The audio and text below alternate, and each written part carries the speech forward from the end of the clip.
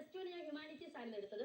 അതുകൊണ്ട് തന്നെ GNM general nursing പഠിക്കണമെന്ന് ആഗ്രഹം. പഠിക്കണം എന്നുള്ള ആഗ്രഹം കൊണ്ടല്ല, ബാംഗ്ലൂരിൽ പോകാമല്ലോ എന്നുള്ള ആഗ്രഹം കൊണ്ടാണ് ഞാൻ ചേർന്നത് നഴ്സിംഗിന് ബാംഗ്ലൂർ.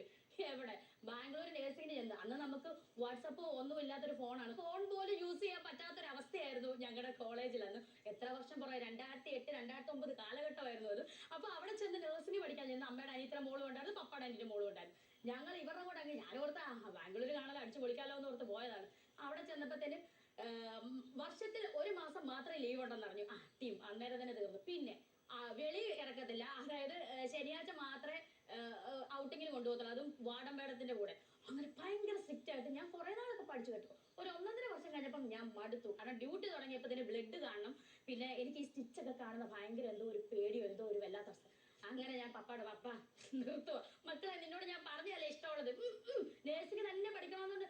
2 ആഴ്ച മുന്നേ തുണിയെല്ലാം അടുക്കി പെറുക്കി വെച്ചതാണ്. പക്ഷെ അത് അതുപോലെ കട്ടയും പടയും മടക്കി വീട്ടിൽ വന്നു. എവിടെ നേഴ്സിംഗും മുടങ്ങി, തീർന്നു.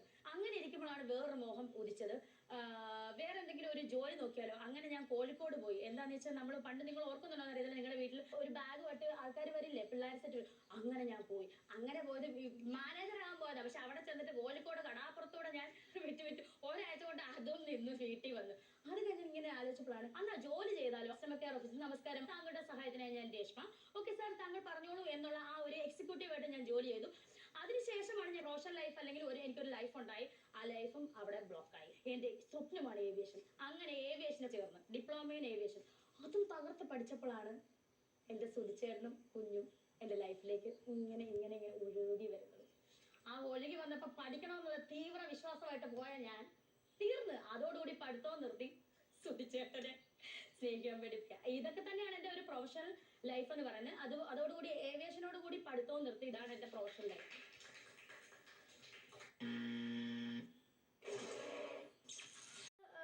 സാധാരണ പോലെ +2 ലൈഫ്. +2 ഞാൻ ഹ്യൂമാനിറ്റീസ് ആയിരുന്നു എടുത്തത്. അതുകൊണ്ട് തന്നെ GNM ജനറൽ നഴ്സിംഗ് പഠിക്കണമെന്ന് ആഗ്രഹം. പഠിക്കണം എന്നുള്ള ആഗ്രഹം കൊണ്ടല്ല, ബാംഗ്ലൂരിൽ പോകാമല്ലോ എന്നുള്ള ആഗ്രഹം കൊണ്ടാണ് ഞാൻ ചേർന്നത് നഴ്സിംഗിന് ബാംഗ്ലൂർ.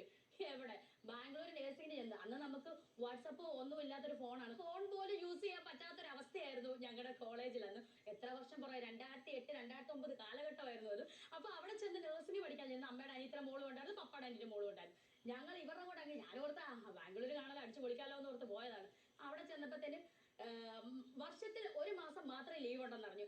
ടീം അന്നേരം തന്നെ തീർന്നു. പിന്നെ വെളി ഇറക്കത്തില്ല, അതായത് ശനിയാഴ്ച മാത്രമേ ഔട്ടിങ്ങിന് കൊണ്ടുപോകത്തുള്ളൂ, അതും വാർഡൻ മേഡത്തിന്റെ കൂടെ. അങ്ങനെ ഭയങ്കര സ്ട്രിക്റ്റ് ആയിട്ട് ഞാൻ കുറെ നാളൊക്കെ പഠിച്ചു കേട്ടു. ഒരു 1.5 വർഷം കഴിഞ്ഞപ്പം ഞാൻ മടുത്തു. കാരണം ഡ്യൂട്ടി തുടങ്ങിയപ്പോൾ തന്നെ ബ്ലഡ് കാണണം, പിന്നെ